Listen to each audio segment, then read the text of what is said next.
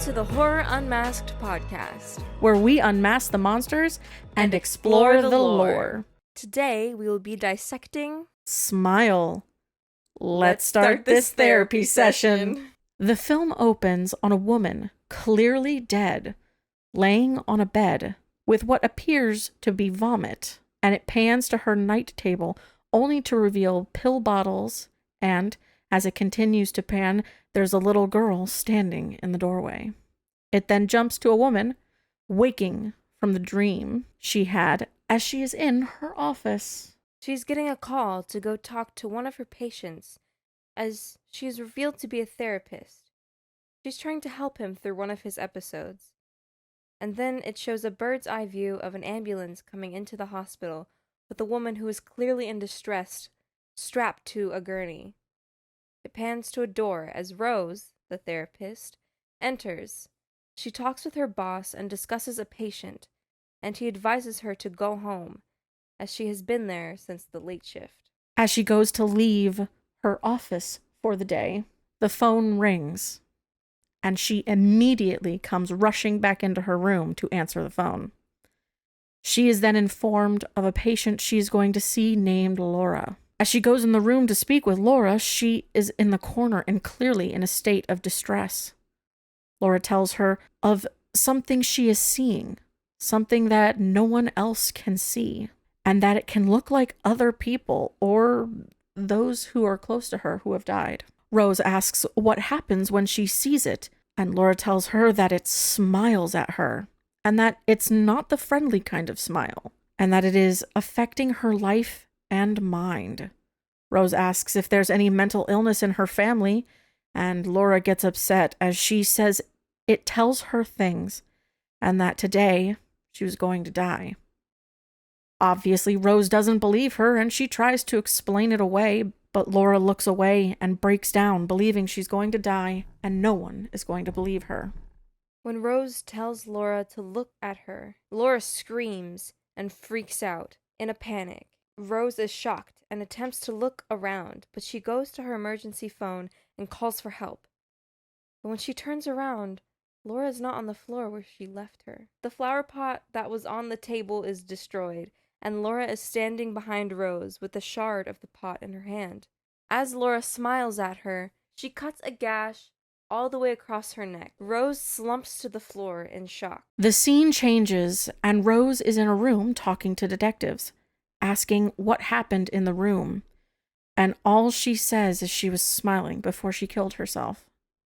It then cuts to a body covered with a sheet and a large bloody mark in the shape of a smile. Rose then arrives at her home to de-stress and relax as she cleans up and goes down to get a glass of wine. As she does, she gets an uneasy feeling, and the camera pans through the dark kitchen to reveal the unsettling, smiling face of Laura in Rose's kitchen. Suddenly, her name is called and she drops her glass as her fiancé Trevor turns the light on. He comforts her, and then they go to dinner with Rose's sister and husband. Emotions are high, and things do not end well. The next day, Rose is in for work, and Joel, her old boyfriend and detective on the case, comes to see her. She goes back to her office to look at the report from a witness statement Laura had done about a man who bludgeoned himself to death in front of her. In it states he was also smiling at her. And this is when her troubles begin. As she walks past several of her patients' doors, the one she was working with, Carl, in the beginning, is sitting on the edge of his bed, smiling. When she goes to check on him, he begins to repeat, "She's going to die," and it frightens Rose, and she calls for help only to see him as he's being restrained and confused about why he's being sent away. Rose's boss has a talk with her and says she's going to be taking a paid week off so she can rest and refocus. Rose attempts to relax, and as she goes shopping for her nephew's birthday, she gets him a train as a gift. Later, while she is at home, she is wrapping said gift. She goes to refill her wine glass, only for her house alarm to go off. She grabs a pair of scissors and goes through her house to see what could have set it off. As she goes to the living room, She sees that the back door is open, and before she can check it, the house phone rings. It is the security company she uses, but the call turns sinister as the woman on the phone asks her if she is sure she's alone. Rose is shocked as the phone rings and it is no longer in her hand, and this time it is the real security company calling. The police are called, and the incident is reported. And as Rose is getting ready for the night, she sets out her cat's food. But the cat does not show up. She believes it may have escaped outside when that door was open. It again shows the scene from the beginning of the woman lying dead in the bed. And Rose wakes up from her dream and goes downstairs to listen to the recording from Laura's session when she killed herself. And she hears something in the recording, and as she turns the sound up, only to hear her own name screamed in her ear by a figure next to her. It then cuts to Rose speaking with her therapist about what has been going on, and the events which may have caused these possible hallucinations. Rose is then shown getting ready for her nephew's party, and as it gets to the present time, he begins opening the gift from Rose, only to reveal the dead body of her cat instead of the train she bought for him. She then sees Laura in a chair at the party smiling at her, and Rose moves back only to fall into a glass table. She is then in the hospital being treated for her wounds as her boss shows up, hearing she was brought in as a patient. She sees her fiancé and sister talking, and Rose clearly feels upset. Rose is then driven home from the hospital by Trevor, and before they get out of the car, she tries to explain to him what is happening to her, and he clearly is not understanding, and believes this is a mental illness, connected and inherited, possibly, from her parent. Rose then begins researching about incidents having to do with the person who killed himself in front of Laura, and so she goes to the man's house to talk with his wife. She pretends to be a reporter to gain entry. The wife then shows her a room filled with drawings and paintings, all depicting different creatures and some smiling imagery, only for the wife to show her an image of what the husband said he saw, and it is smiles. And she learns that when he went to a conference, a woman had killed herself in front of him, but when the wife finds out that she is not actually a reporter, she kicks her out. Rose then goes to see Joel in search of help to figure out what is happening, how far this goes. She asks if he could look things up for her in the police database. He finds the report he filed about the woman who killed herself in front of him, and then Rose says to do the same search, but this time on the woman. It comes up with eerily similar events, and the man who killed himself in front of her was also smiling in the camera footage. She asks Joel if he has a printer. A necessary object. No, his skills stop at police database search. Yeah. Unfortunately, not a printer. No. When Rose gets home, she finds Trevor has invited her therapist to their home in an attempt to fix what is going on. Rose is not having it and leaves in anger and goes to her sister's house. As she tries to tell her what is going on, she says she is cursed. And then Rose tries to show Holly, her sister, the reports she had Joel print out, but Holly is disgusted by it and sends her away. As Rose sits in her car, Holly comes out to the car, but when she knocks and Rose looks, a horrifying visage of Holly's head comes swinging down with a smile on her face. Disgusting. Terrifying. Actually terrifying. Worst part of the movie. Rose is then in a diner parking lot gobbling up a burger. Hell yeah. When she gets a call from Joel about the case they are building on, and all of them are connected, except there are 20 cases and only 19 suicides. When Rose asks, Joel tells her one of the people killed a random woman, and that when he was on trial, the key witness killed themselves, and the pattern was then resumed. Joel then takes Rose to see the surviving person. While talking to him, she asks how he survived, and he tells her there have been other chains of this, and that a man in Brazil killed his neighbor and passed it on to the neighbor's wife to escape it, and that killing someone in front of someone else is the only way to escape it, as the creature needs trauma. But Rose, in a state of panic, reveals that she is the one who has it, as he's described it, and she says she can't kill anyone. When he realizes it, he begins to freak out and wants her to leave. When she is home, Rose is looking over the files she has collected and sees a text from Trevor wanting to talk. She then accidentally hurts her hand, and as she cleans it in the sink, she thinks about taking a knife, but her therapist shows up at her door wanting to talk about what is going on.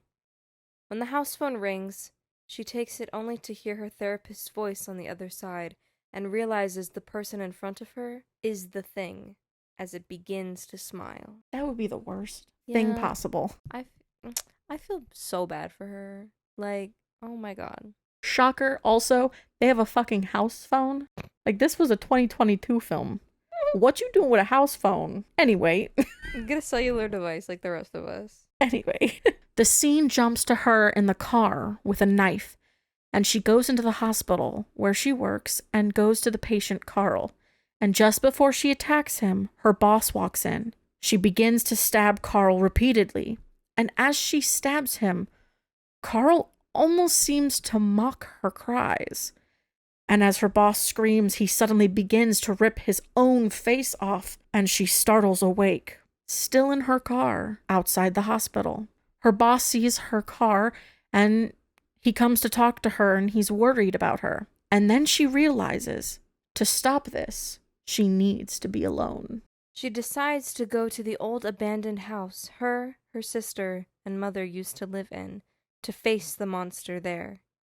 She instantly begins to relive the trauma of finding her mother dead. But it is revealed that her mother was not already dead, and instead was still alive, asking Rose for help, while Rose looked on until her mother died. She goes into the garage to find an oil lamp and a can of gas. As she watches the room around her, she begins to hear crying coming from down the hall. And as she goes, it is coming from her mother's room. When she opens the door, her mother is sitting there, and she begins to apologize about being a bad mom, but also shames her for not saving her.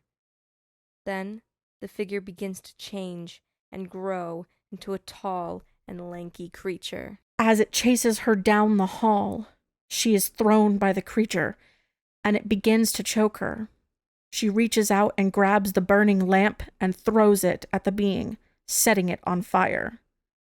Along with the house, she escapes it, and as the sun rises, she goes to Joel's house, where Rose apologizes for bringing him into the trouble, and she is sorry for pushing him away, and asks to stay and sleep, and for him to stay with her. When suddenly it becomes darker in the room, as Joel says, he will stay with her forever, as he smiles, and she now knows she has not escaped the house, nor the creature. Spoiler warning, skip ahead. Rose runs out the door and sees she is still at her old abandoned home. She goes back inside when she sees that Joel has arrived, which is the exact opposite of what she wanted. The creature then comes to her and rips its face off, revealing multiple rows of jagged teeth and fleshy grossness. As Rose falls to her knees, the creature grabs her face and stretches her jaw unnaturally wide as it forces itself into her. When Joel finally kicks in the door, he finds Rose standing in the room. As she has covered herself in gasoline, Joel calls out to her, and as she turns, she is smiling at him, holding a matchbox. She strikes a match and lights herself on fire, thus continuing the cycle. The end. Wow. Yeah. So this movie was released September 30th, 2022. Not long after, or before, Yeah, not long before Grim Cuddy, Cutty. which is interesting. Hey, but at least this time we actually have budget and box office. Yes, we do. We do. It had a budget of $17 million. Yes, it did. Crazy. And it was directed by Parker Finn. He made bank. He made bank. He made the bank. box office is insane. Over $217 million. Yeah. Yeah. Oh, yeah. So not bad. Yeah. 79% on Rotten Tomatoes. Yes. 1% better than Dracula. Honestly, you know. Right. We have some of our main actors. We have obviously the main character, Sosie Bacon, As Rose Cotter. Mm-hmm. We have Kyle Gallner As Joel. Joel. You know, Joel. Caitlin Stacy, who played Laura Weaver. Mm-hmm. Mm-hmm. Blah, blah, blah, blah. Jesse T. Usher as Trevor. Mm-hmm. We have Jillian Zinser as Holly. Mm-hmm. Robin Wager as Dr. Madeline Northcott. Yep. Oh, very good. Mm-hmm. Mm-hmm. Mm-hmm. Oh, yeah. So, Yeah. This film. Parker Finn, you're one creepy dude. Yes, honestly, doing the research, man, did this man really strive for unsettling. Very much. And the fact that, like, there isn't really a lore on this, like, monster because he's the one that created it, and he's, like, there's nothing in the background for it. And everything I searched up, there wasn't a single time he answered the question of where he got his inspiration. Like, it always circles back to his short film. There's no inspiration. Honestly, that's the inspiration. That's the inspiration. There's no inspiration but his own creation. Yeah, I was like, bro. Like, he's tooting his own horn a little bit there. I mean, it's also one of those situations, then it means that he created a new creature type? Yes. Essentially. But there's not really any lore on it. There's not any, like... There's no, like, reference from, like, how in Grim Cuddy had a Japanese monster. Correct. It's not, like that. Something from the past. It's literally this man had this thing sitting in his head. Yeah, basically. That he then decided the world needed to see it. Yeah. So, what this is based off of is a short film, Laura Hasn't Slept, which, if you haven't seen it, it's actually pretty good. It's only 11 minutes, right? Yeah, about 10 or 11 minutes. Mm-hmm. It stars the same girl at the beginning of Smile who kills herself in front of Rose. Yes. Who, like, gave her the curse. Laura, yeah. Laura. So, in the short film, Laura is talking to what she believes is her therapist. Yes. Like, she wakes up and she's talking to her therapist. Like, complaining. Like, complaining about her nightmares. Mm-hmm. And then all of a sudden, her therapist turns out to be the demon who was haunting her nightmares. Yep. So, very creepy. Yep. Yeah. Although the little jump scare at the end was kind of funny. I think the creature was a little comical. Yeah. It's definitely it's the spiritual successor. Yes. Because he made that in 2022, and he said, one of the big things that he said, this was a quote from him, I made the short to exist in its own right. I think that's how all good shorts should exist, instead of being a commercial for something bigger. Mm-hmm. While I was in post, something about the idea kept nagging at me, and this larger story started forming in my head with a different character at its center. So I look at them more as spiritual siblings rather than a direct adaptation. I wanted to take some of the DNA from the short and thread it into the feature and then add little Easter eggs. So I'm assuming, like, a big Easter egg obviously is having the original character from it coming in and talking, like, especially the line of, it's not a friendly smile. Yeah. Is definitely like that's a direct tie-in. Absolutely. Props to Caitlin Stacy. Yes. Mm-hmm. She killed it. She really did, literally. I felt so bad for that. Oop. Whoop. I felt so bad for her character, like, because if you do want to connect these two, she does not get a break. Not at all. Not even in the slightest. In her head, that was scary. Like, she's actually there. Yeah. So. Yeah. Yeah. Dude. Oh, and I guess kind of, through this research, usually it always ends up being kind of like we watch the films and then we kind of get like a pseudo second watch as we're writing our initial stuff. So we kind of get like a second look at some of the things. It's kind of fascinating because if you think about the way in which, not too big of spoilers, not going to give too much away, how the ending had that part between her and the monster. Mm-hmm. And when we're looking at Laura at the beginning, when she's on the ground, like in the like that's what gagging. she saw. No, but when she's gagging at the very beginning, you have to think, because she's on the floor and she starts gagging and choking. That's the monster crawling its way into her. Exactly. Yeah. And the fact that by the end of the film, we're getting to actually see what that looks like. Right. Yep. Like, you get to see what she saw in that room. Exactly. What she was going through. Exactly. And that's crazy. Like, yo, look, the VFX in this film are absolutely beautiful. There is so much revolving around the VFX. That was such a massive part for this film, I want to honestly. hear more. Like, seriously. So, there's so many notes. So, they had to go shot by shot to determine where they wanted to merge the SFX with the VFX. So, SFX is special effects, basically like handcrafted things, whereas VFX, it's more visual stuff. It's the two kind of back and forths.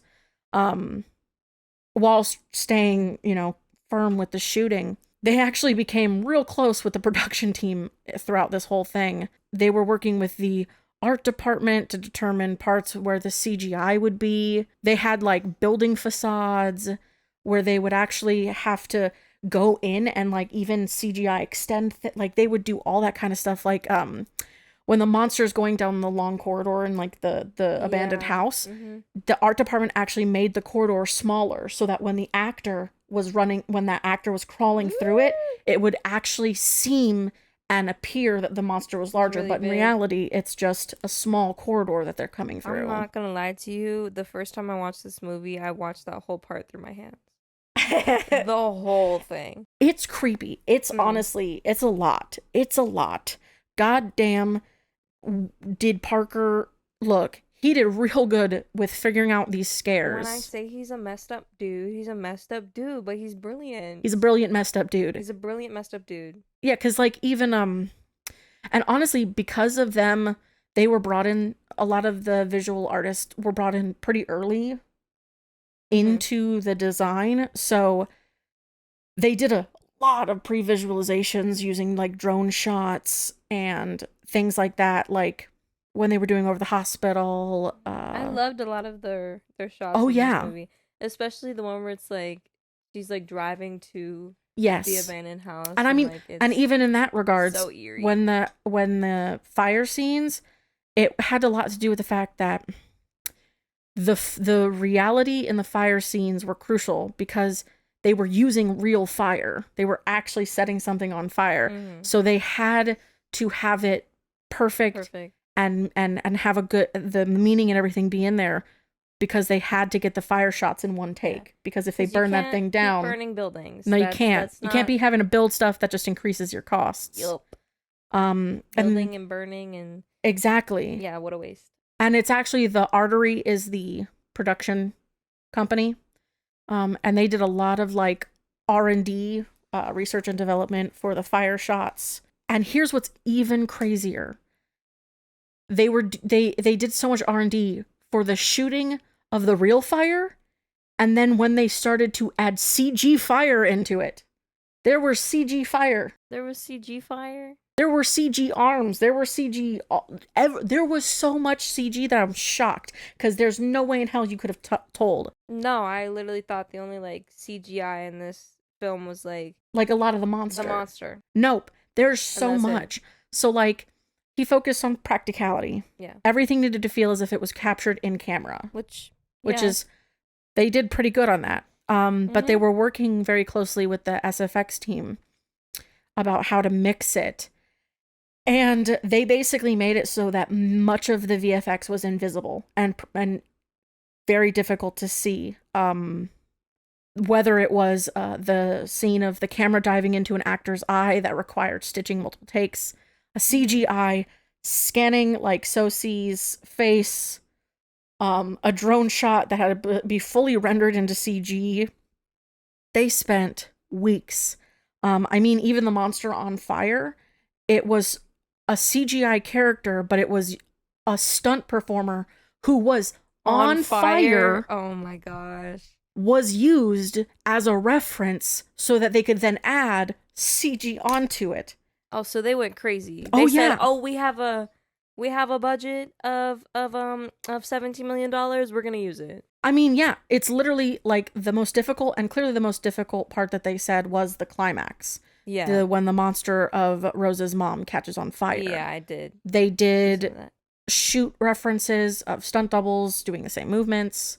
The amount of editing that these people had to do was intense because they had to match the movements and make sure that the monster moved correctly, the flames felt natural, but not only that, but they wanted to feel that the monster was burning so that the monster changed throughout the sequence. So slowly the skin was burning away Ooh. in that too. Ooh. And then oh my god, in that scene there was a lantern that was smashed on the floor. Yeah. Well, to make it happen, because Rose reaches for a practical lantern on set. Right. And then they had to recreate Rose's hand and the lantern, including all the cracks that were already in the glass. What? And then simulate fire on top of that allowed them to have have fire naturally reacting with Rose's hand and the lantern. Like, I feel like there's a much easier way to do that. That there sounds is so complicated. so much technical CGI in here. I don't think I would not have guessed. I think there's so many films that use CGI, but I feel like this film specifically used CGI to such an extent. I mean, they use CGI so much that they you made things like photorealistic. They literally went through.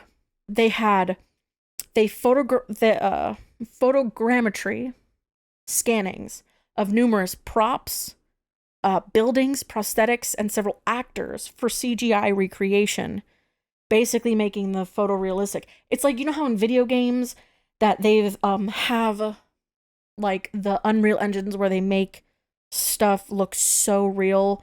It's that stuff. Right. I'm like, this is intense shit. That's crazy. Like, God, you know? Was all that really necessary? I mean, it looks And it's good. intense. And it's not obvious either. It's not. That's what I'm saying. Like, if it's not obvious CGI, couldn't you have just filmed it, like, regularly? I don't know, man, but whatever he did pretty good. I mean, yeah, I couldn't tell, except for obviously the big monster at the end, but...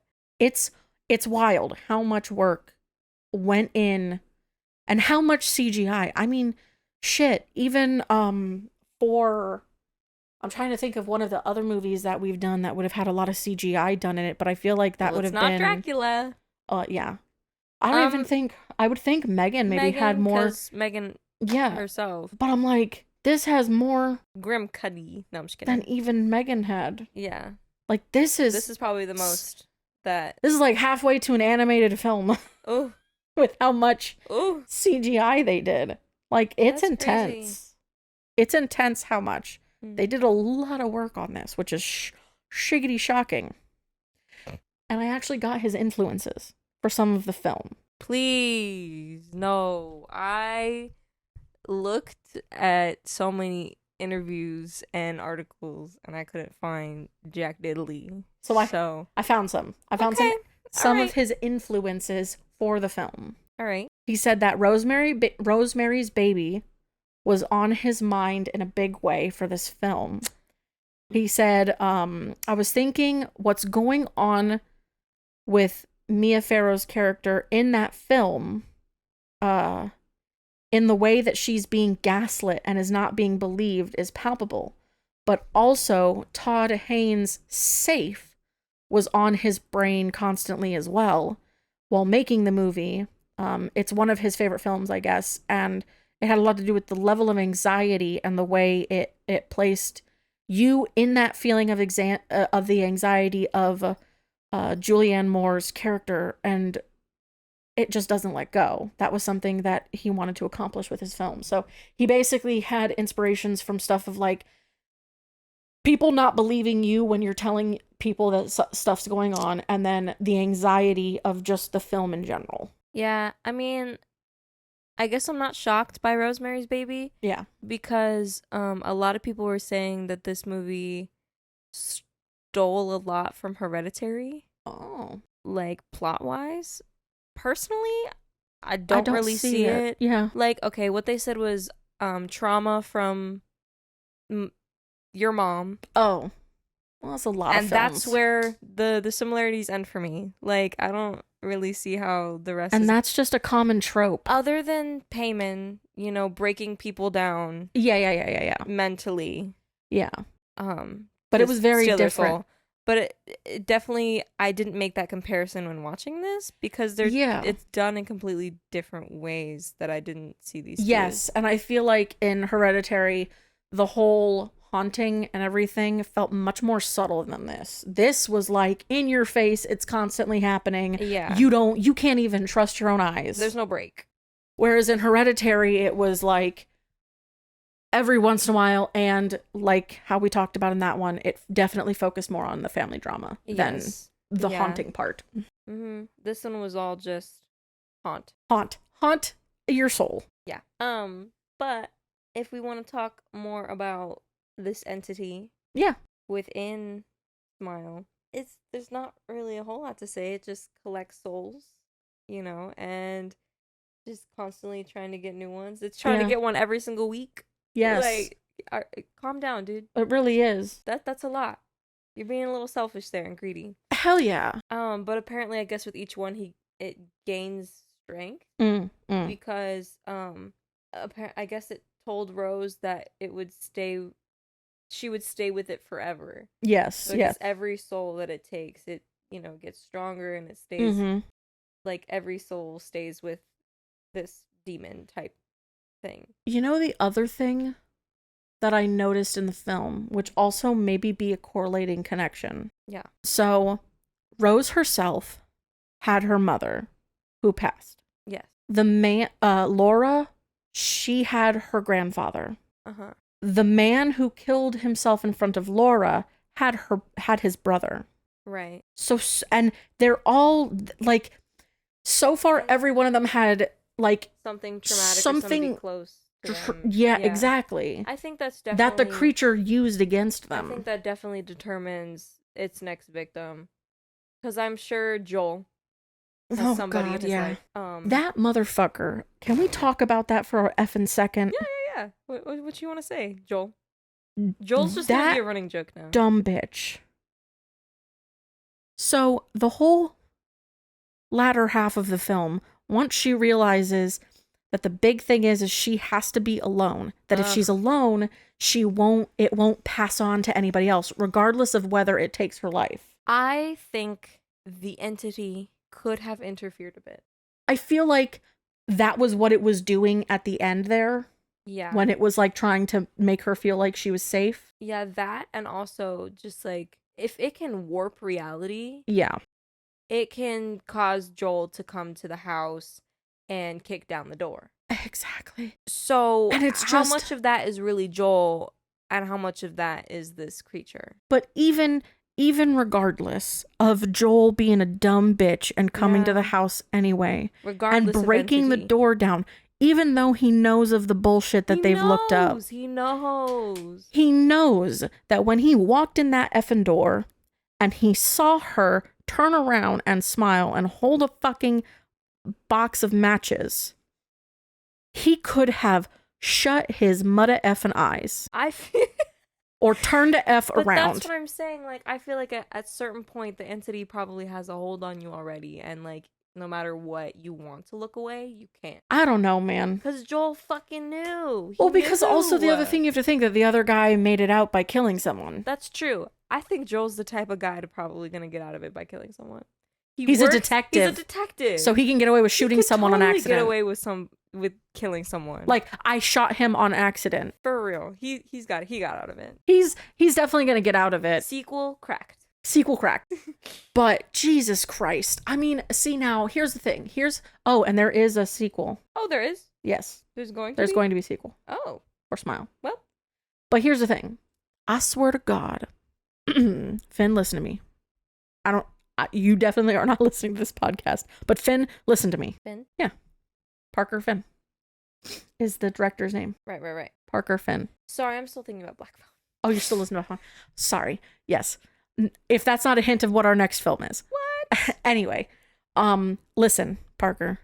I need you to come to Jesus moment.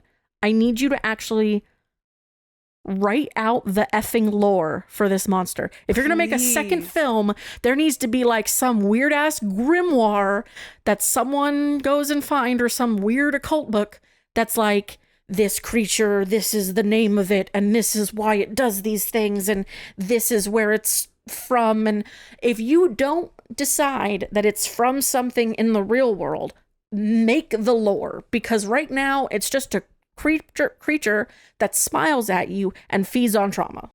I want more. If you want a little more, I can give you a little more. It's not on the creature itself, Yes. but it's a lot of things like the creature. Yes. Give me something to satiate. First, there wasn't a lot. I God will damn say. it. Like, I looked up multiple things, and there was only a little bit about each thing. Great. So we have three different little guys. We have the first thing is a demonic vampire. Okay. Yeah, it's from Cambodia. Oh. It's called the Arak. Oh. The only thing that was said about it was that it takes possession of a person and causes them to kill themselves, and it can only be fixed by an exorcism. Oh. Very demon. Yeah, very demon-like. Mm-hmm. But the thing about this entity is, like, it's really up to viewer interpretation. Gotcha. Like, I saw a bunch of people saying it could be an alien. It could be a ghost. Mm-hmm. A demon. It could be it could be all psychological if we want to go realistic with it. Gotcha.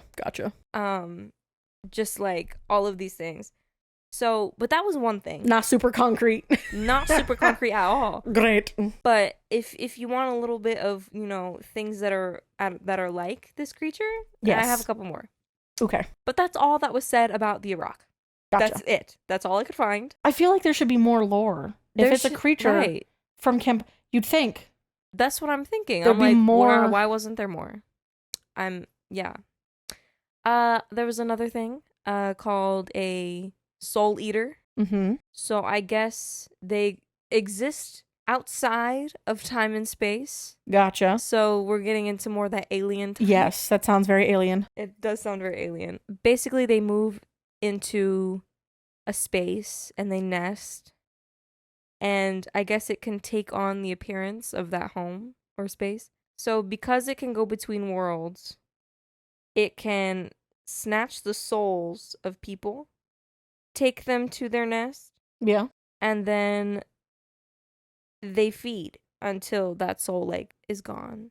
Gotcha. So to keep their victims in a state of vulnerability, Yeah. they'll mess with their heads.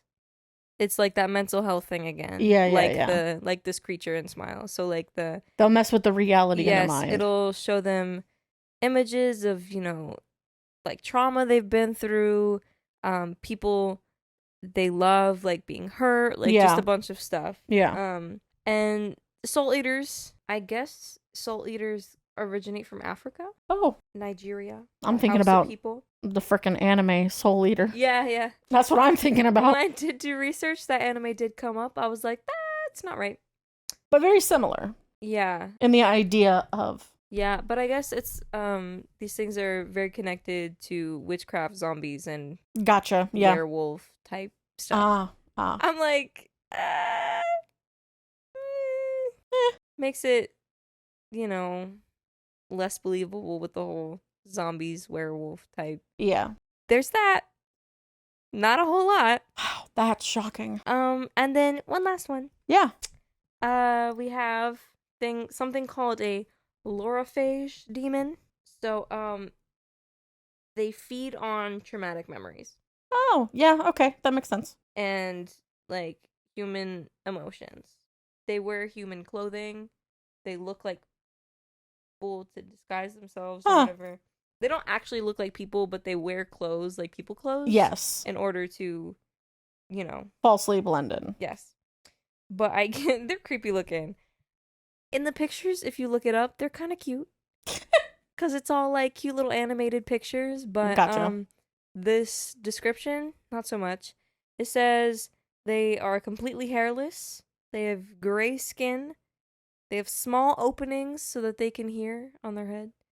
Large black eyes with red pupils and really long needle-like fingers ending in talons.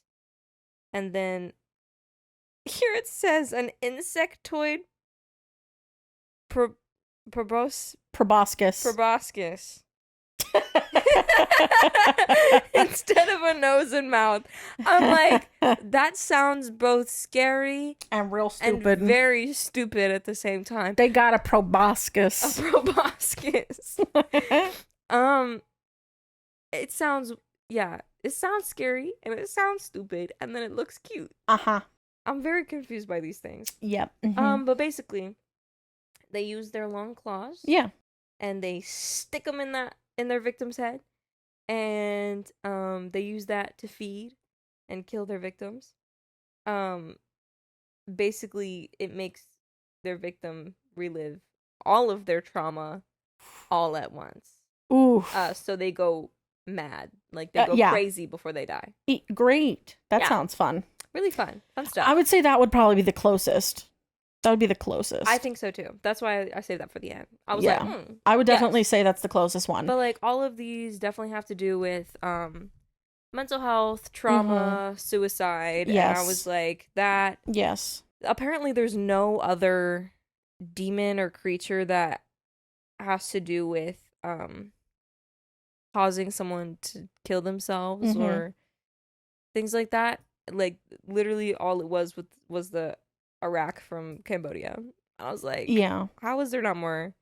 What about this? There's definitely more. They're just difficult to find, I guess. Probably is because it's pretty dark. If stuff. you guys know any weird folklore from your homes that have similar monsters or creatures, would love to hear about them. If you got it from the dark web, though, no thank you. Yeah, exactly. Yeah, that's probably where all this information is at. Honestly, not shocked if that's true. Yeah. Yeah. Yeah. This film definitely very much focuses on that. Yeah, and trying to do research on like things that, entities or monsters or mythological creatures that cause you to hurt yourself or, kill yourself. Or make you relive trauma. Bird Box popped up. Oh. Yeah, so if you see it, you kill yourself or you try to get other people to look at it. And then they kill themselves because now you're working for the thing. Gotcha. Have you ever seen Bird Box? No. I think it's really good. It's a really good movie. I got a good list of stuff I gotta watch. You have to watch it. Honestly, could probably count as a horror film. Huh. Could add that to the list, maybe. Yeah. I like it. We could always talk about it in one of our chit chats. We could just talk about. Think if we did do that, it would have to be like a Quiet Place Bird Box because it has to do with the senses. Is Bird Box like a film or a show? Yeah, it's a film. Oh, it's a movie. Shit. It's got Sandra Bullock in it. Oh, shit. Yeah. Well, it's not bad. Well, maybe we'll have to do like a one month later on. We'll have to do like a Quiet Place Bird Box bust out because Quiet Place is a couple films, so we could always do something with that one. Yeah, that as well. Also, if I'm not mistaken, I'm gonna search something up real quick. If I'm not wrong about this. Oh, just kind of getting back into the film. Sorry for the little bit of sad treckle. But one of the big reasons why they chose smiling as the thing. Yeah, I do. Yeah. Yeah. It's a lot to do with the idea of so for one part of it, it has more to do with like trauma associated with people often smile to mask or cover trauma, Mhm.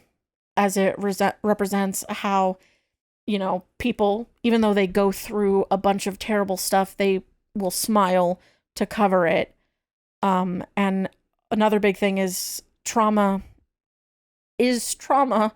And, it has a lot to do with the reason why the creature uses it. It's because trauma is the one thing that we keep burned into our memories, whether we Right. want it or not. True. So, all of these, you know, when this creature is coming at you and it's smiling, it's Mm-hmm. not, it doesn't have good intentions. Yeah. And it really shows how, even when you're not going through Mm-hmm. the best time and you're smiling through it, that Exactly. can be fake. Just like this monster. Yeah. I mean, Fake. one of the quote he kind of said was, I think there's a real strength in the inherent contradiction. I mean, as you said, they're a symbol of friendliness. They're also really primal and innate in us as human beings. I think we learn to smile as babies. And so if I could take that and sort of, like you said, flip it on its head and allow the evil in the film to wear a smile as a mask and teach the audience that it's the promise of a threat and something very dangerous, I thought that might get under the audience's skin. No, it did. It definitely did. It's so unsettling. Especially the way that it starts to smile. Yeah.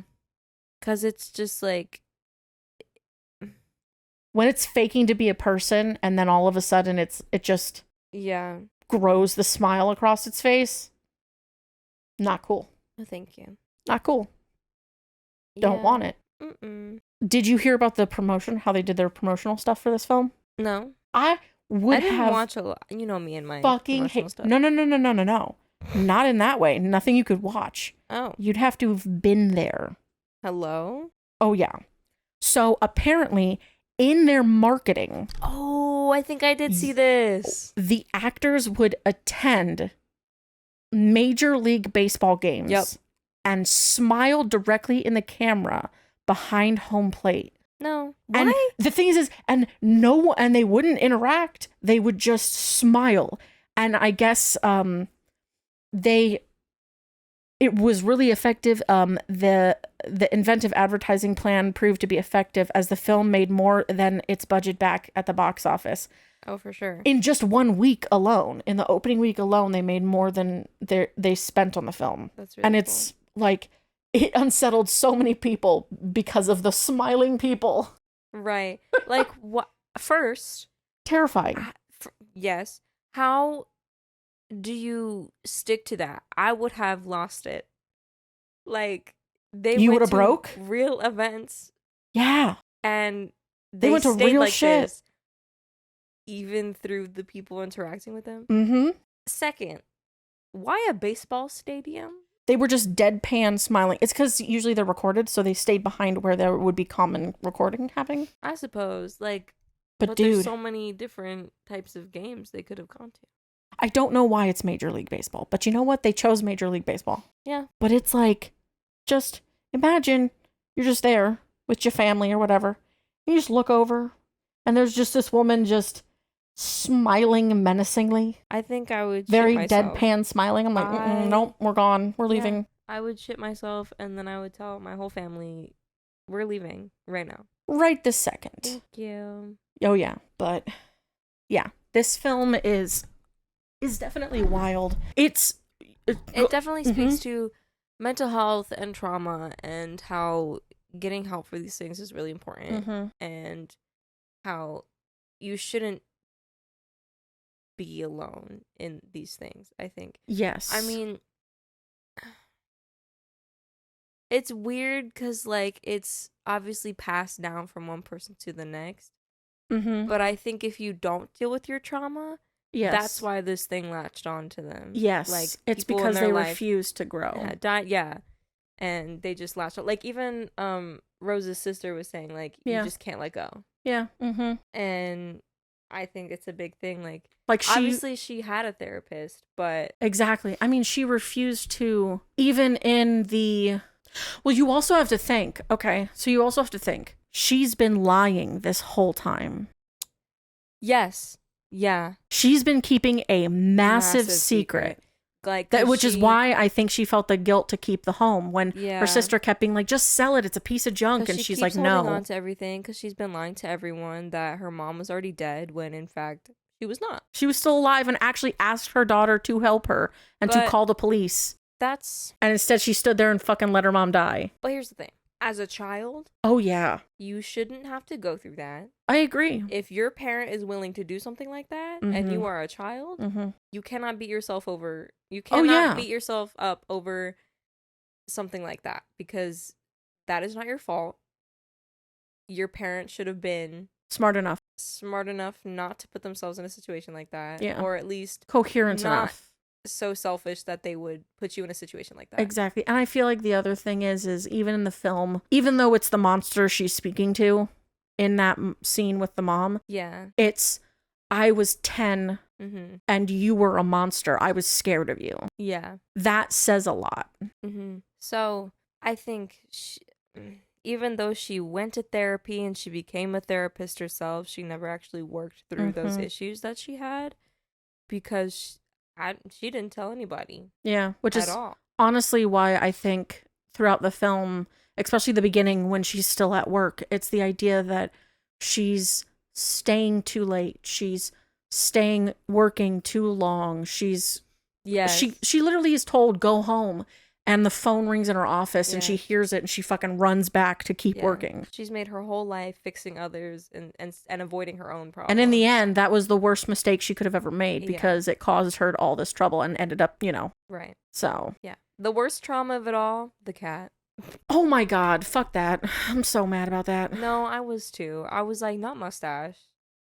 What is it with people and killing cats in horror movies? Like, Well, killing animals in general in horror films true. to like push a point, but I always feel like cats get the worst end of the stick. That's what I'm saying. 'Cause Like, that's not it fair. was dead and in a box and gifted to her nephew. What? Yeah. No. At this point, I would have been fine if it just went missing. Yeah. Because then I can imagine that like some random family found it and took it in. Yep. I can just imagine that instead of it being in a fucking box. No. No, thank you. Oh, and do Ooh. you want to know something weird about the cat one? Hmm. So apparently, in the birthday scene, there was originally a practical effect cat dummy that was used in the scene, but he wasn't happy with it, so they ended up CGIing a cat in post. Yeah, that's into the that one scene. I could tell was CGI. Theory. Yes. Do you think? Because obviously, that wasn't just traumatic for Rose. Mm-hmm. That was traumatic for the little boy and everybody in that room. Yes. So, do you think this entity also feeds on that? I don't feel know, like I think that's why, because she doesn't remember doing it. I don't know if she did it. I think she did. Because this entity can disguise itself as multiple people. It can warp reality. It can be anywhere, anytime. I mean, but also you have to remember, she was asleep and she found herself, she was asleep in her car, but we had a whole scene of her going into the hospital, killing the dude in front of her boss, only to wake up in her car. which is true. I think I just don't want to believe it because that would be so sad. And if I were going through that, no. If you were being attacked by some weird demon creature that was smiling at you, If it made me kill my cat, oh yeah, that's it. I'm done. I'd be over. done. I'd be out. I would have Mhm. murdered someone else already at this point. That's my sweet baby Schnookums, and I love her. Ain't nobody going to make me kill her. Okay. This is real dark and real weird, so I'm going to get into it with you Oh, about boy. it. Okay. Okay. So the whole thing is the only way to escape is if you kill someone else in front of someone else. Right. Do they have to know it's you? Like, do they have to physically know that it's you? Because Oh, you could like wear a mask. Exactly. So it's one of those things where like if it was really, if Rose was really having that difficult moment of trying to find out whether or not she wanted to kill somebody, instead of picking one of her fucking patients like a psycho, Right. she could have just been on the street and just picked some homeless dude and been like, you're it today. Because like And just yankety ganked him in front of some random person on the street wearing a mask and fucking dipped. right. She could have worn gloves. She could have had the whole procedure. She could have serial killed it up, and she didn't. I guess it's just if you're going through that traumatic experience and you're not thinking straight, and obviously your reality is being Fucked with, controlled yeah. and fucked with by this creature. I don't think you're thinking about it that hard. I think you're thinking about like the fastest the fastest solution. escape route. Yeah, the fastest escape route. And so, you know, maybe a professional killer could have thought about that, but I'm trying to think back to the conversation that I'm a professional killer, guys. yeah. Also, put that on. The fuck with Carl. Like, he ain't do nothing to you. Why are you picking Carl? Right. He just, well, okay, here's the thing. He's just struggling. Because at the beginning, he was all, I'm gonna die. True. She's gonna die. We're all gonna die. Yes. So obviously she was like, well, he thinks he's gonna die anyway. So I'm gonna just fast track that shit. Him. Yeah. Yeah. And I'm gonna go fuck my boss over in the process so he can watch this die. He can also, you know, yeah, the curse can go to him. But I'm trying to think back to the conversation that Rose had with the one guy in jail. Yes. Got out of the curse. Did he say that the person had to see your face or not? I'm pretty sure he they didn't. had to see. You just had to kill someone else in front of someone. Brutally. Yeah. And you had to mean to kill them. Yeah. You had to make it meaningful. Yeah. You had to be with intent to kill. Unless it were a really bad person that I was doing both of these things to, like killing this person and then putting this curse onto someone else, I don't think I'd be able to do that. Do you think you'd be just like, you'd go onto some website and like catfish two people and say, meet me here, and just be like, haha, motherfucker, yank, yank, yank, yank, haha, no, yeah, both of you are fucked. Yep. I would like go on there and I would do like one of those, you know how people go on the internet like Omegle or whatever, or like these weird apps, and they try to like catch the creepy predators. Yes. I do that. I would do Make that. a Facebook that's like, I'm a 12-year-old girl, and then like just invite them to go somewhere and then just like fuck them over. Yep. Because honestly, pedophiles don't deserve to live. Ooh. Hot take. Not that hot, honestly. Not really. You know, bad people do bad shit. Very true. Any other notes? Just general statement to the vague universe. If anybody is actually dealing with any serious things and they're thinking of doing things, there are hotlines, websites. If you're having difficulty with people not listening, reach out to someone. There is always someone that will help you. Yeah, I feel like a lot of people think that hotlines are fake, or not just fake. They don't really help. They wouldn't help. It seems like, how is a stranger gonna be able to listen to your problems like that? Yeah. Like, I feel like people are always like, go to this hotline without really. Yeah. I mean, a lot of the times even your doctors will. That wouldn't really. Sometimes that deters me. I'm like, yeah. The way you just said that, I don't think a lot of people are going to your hotline.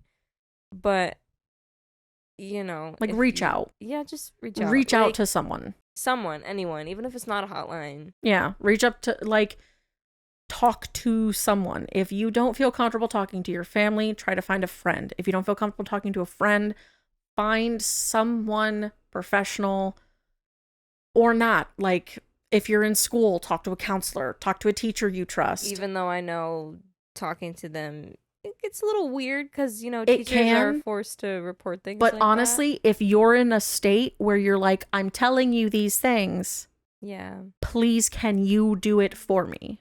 Because I don't have the strength to do it. Usually that's a good out for a lot of kids. Yeah. And things like that. Like, if you don't have the mental fortitude to do it yourself, to call for help, they can get the help for you. Because when you're in that state, you don't care. Yeah, you don't care. You don't care. If you care enough, that's all that matters. Just all it takes is a little bit. Yeah. Just a little bit. Yeah. It needs just If you know there's someone in your life who supports and takes care of you and loves you for who you are and all that kind of stuff, regardless of how you identify or whatever it is that's going on with your life, Yep. seek them out and talk to them. Never resort to anything No. that Because I promise would not help you. Whatever you're going through right now, everything comes to an end. Life is full of peaks and valleys. Yep. Not everything is going to be a peak, but you have those peaks because you have those lows. So, and sometimes it just takes a little bit more climbing to get out of that trend. Exactly. Sometimes it's a short little jaunt, but sometimes it's a climb. Yeah. You know, rest, relax, but don't isolate. No. Even though that's definitely the exact opposite of this film. Yeah. But, you know. That's because she didn't deal with her stuff. Exactly. If she had reached out and sought help in an honest manner, then she wouldn't have been in that whole mess. Exactly. Because we love you guys and we want you to be safe. Always. And careful. Yes. Alrighty, so. Ooh. What? To end it out. Oh, yeah, you have something? It's not obviously gonna change up the mood a little bit. Yeah, change up the mood a little bit. We got a little. Yeah, we got a little sappy intense and a little serious. But I thought because of my last, in the last episode. Oh shit! Do you have reviews? I have reviews. Oh, okay, go for it. Yes, okay. I think this is gonna. This is gonna be a new now. little segment of yes. our stuff. 1-star ratings. Oh shit. Okay. Oh, we're doing 1 star specifically. 1 star specifically because I think that they are funny. Gotcha. Go for it. Because this is I think it's a good movie. I think it's a good film. Honestly, I wouldn't say it's 5 star. No. Like 3.5. Yeah. Is like a good range. But I always think when people rate something 1 that is good, it is okay. Oh, yo, I'm gonna be shocked about our next film. Yeah. Cause no lie, our next film is fucking very good. Very good. It's a good ass film. I would rate that as a 5 star. Yes. 100%. Yeah. I think so. It's I mean, real it's good. very dark and it's very morbid and but definitely it's powerful. Trigger warning type. Yeah. But it's a powerful film. It's very powerful. Shockingly powerful. But on to the reviews. For Smile, our 1-star ratings. It's just a few. First one. Just another generic, predictable waste of time churned out as entertainment for the average uncouth masses. Oof. That is, you can like smell the pretentious. That's what I'm saying. I'm like, motherfucker's so pretentious as shit. That's what I'm saying. The uncouth masses. Waste of time churned out as like the way you're trying to sound like you're full of shit. Like, I'm sorry if you wrote these. Ooh. Yeah. But like, you cared too much. Too much. Next. Reading through the glowing reviews of this movie, I feel like I'm being pranked. What in the actual shit? Pranked? Gotcha. Like, what? We are watching 2 different movies, clearly. Clearly. Very, very clearly.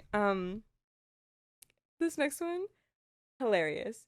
Because I can tell it was written by a woman. Ooh. Religious woman. Oh, shit. Okay.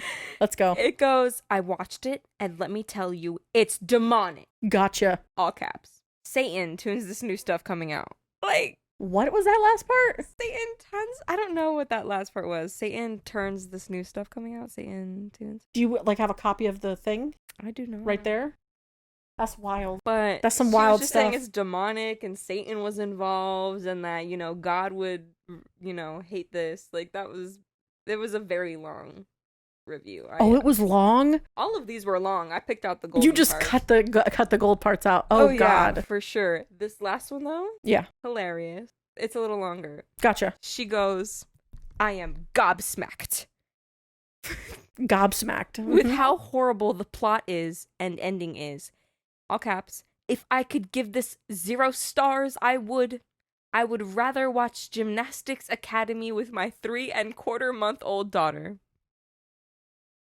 3.25 months. 3.25 months. Are you stupid? The fuck you saying 3.25?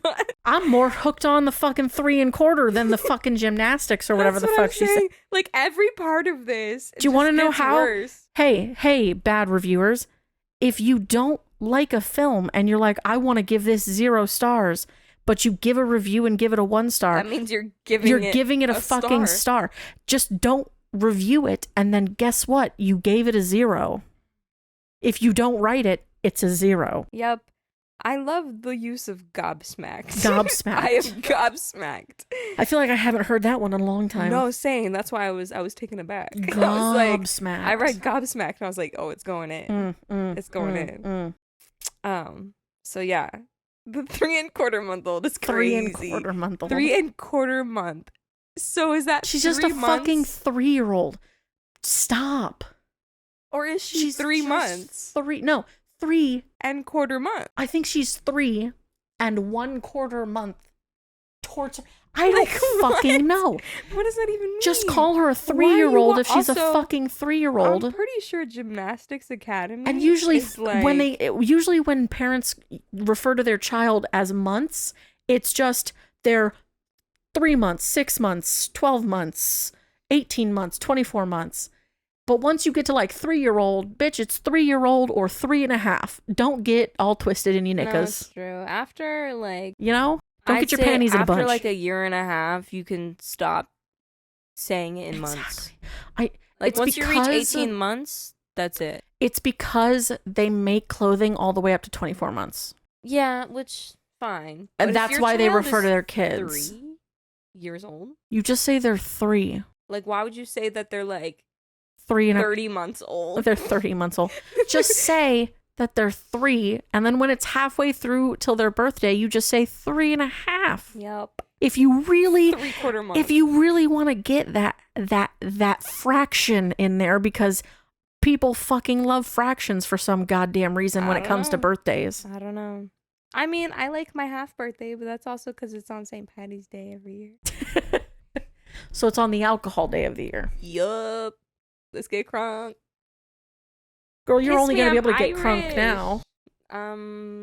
Not yet, but you know, for my next half birthday. Yeah, your next half 21 and a birthday, half. you'll actually be able to get crunk. Yes. Legally. Legally. What? I didn't just out myself. Well, we went on a little tangent there. We'll have to at some point add like 1 5-star just to see what it was like. Yes, of course. Yeah. But they're not as funny. No, they're not. No, they're not. Like, We can start it with 1 5-star and then just like list off all the 1-stars. yeah. I think that'd be a good one. But, That's a lot of fun. I God, like it. I think 1 it's stars. Here are our list of 1-star reviews. That's so Yes. good. cute. I Yeah, like that. but like eventually I would like to make it so that they are like really effing funny. Oh, Like, yes. I want to go into the 1-star ratings because usually there's a lot Yeah. because people just love to hate. Oh, yeah. People love to hate. People love to hate. Yes. That's not our problem. We get content out of it. It's funny as shit. So Because some of y'all are pretentious AF. You uncouth masses. you uncouth masses. Oh, We're, you know, God. if you just stop being generic and predictable. Mm-hmm. Yeah. You know, and keep that demonic shit out of it. Mhm. You know, Satan. Satan. Anyway. So just letting you guys know, obviously it's kind of been hinted a couple times during this film. Our next movie we will be watching is The Black Phone. Woo! Look forward to it because it's Yes. going to be good. It really will Yes. be. It's going to be very good. Mhm. I enjoyed that movie A immensely. lot. Like, obviously, like I said, sad, morbid. But powerful. Yeah. And I'm sad that I didn't watch it sort of before we went to the house. I know. So in there, it was the 31st.